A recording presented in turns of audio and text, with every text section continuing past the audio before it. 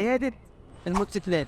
سلسلة جديدة هنتكلم فيها إن شاء الله عن إزاي تكشف على الموتوسيكل بتاعك وأنت بتشتريه، سواء كان زيرو أو مستعمل، وأهم الأجزاء اللي في الموتوسيكل نقدمها لكم بخطوة محمود سامي.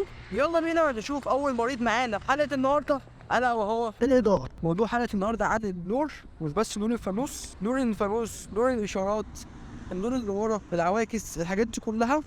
عشان خاطر كل الناس وهي بتشتري موتوسيكل ما بتركزش قوي على الانوار. الصورة لما الاقي بقى انوار ان هي بقى حد راكب مثلا انوار من تحت كده بتدي شكل او لون زي اللي انا كان راكب في المكنه ديت، ودي من الحاجات اللي ضرتني جامد اكتر ما نفعتني. حوار الاضاءه اللي بتراك بديت ليه بقى؟ بسبب ان هو اللي كان مركب الاضاءه ديت كان مقطع في الضفيره وكان مخرب الدنيا جوه، فده ادى بعد كده ان هو ما قفلش الضفيره صح، فساب حته عريانه في السلك، فالسلك كده عمل قفله، فكان حاجه زي كده ممكن لا قدر الله تولع في المكنه كلها اصلا. فاهم ازاي؟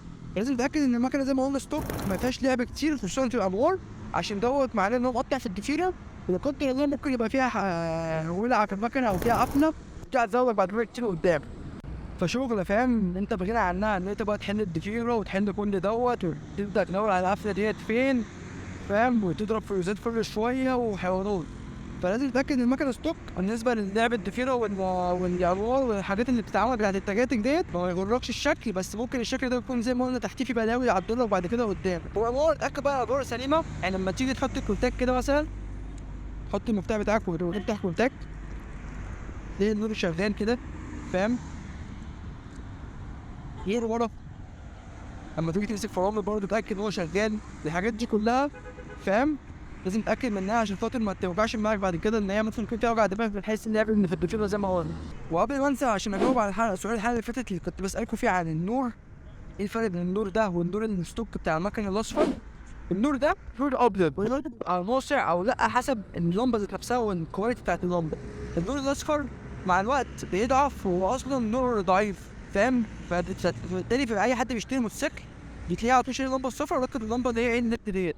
فطبعا الليد احسن، بس بيفرق حسب نوعه وحسب جوده اللمبه، عشان ممكن تركب لمبه ليد تفشخ لك البطاريه وبس. الكاميرا جايه على ايه؟ الكاميرا جايه على التانك.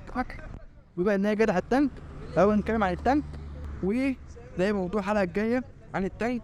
مش قال الحلقه الجايه هو تفتكروا اللون ده احلى الازرق ولا الاحمر في التانك؟ بهزر طبعا.